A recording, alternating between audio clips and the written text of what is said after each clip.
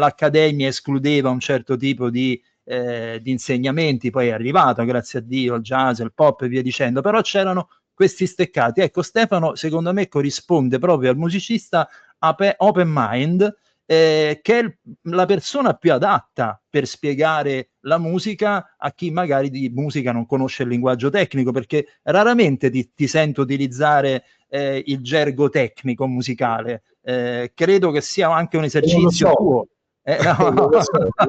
non No, ci credo no. neanche se No, me lo però scrivi. aspetta, no, lo saprei, ma non me lo ricordo quasi. Io non faccio lezioni in realtà, parlo Certo. a persone che non sanno niente di musica e quindi non mi viene in mente di usarlo. Sì, Lo sì, uso se sto suonando con i miei musicisti, certo, ma è certo. solo in quel caso.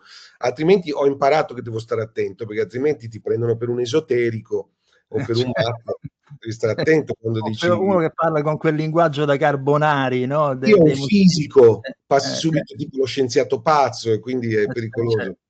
Però posso certo. dire, Marco, che se c'è un campo dove invece, per fortuna, le differenze, le questioni tra jazz, pop, rock, classica, eccetera, sono ammutolite, è proprio quello della musica da film, dove invece la poliedricità è di casa ed è anzi ben accetta, perché nella storia della musica per film abbiamo persone che venivano dalla composizione colta, persone che venivano dal mondo del jazz, persone che vengono dal rock, eccetera, eccetera, e si incontrano tutti nel fare questa cosa.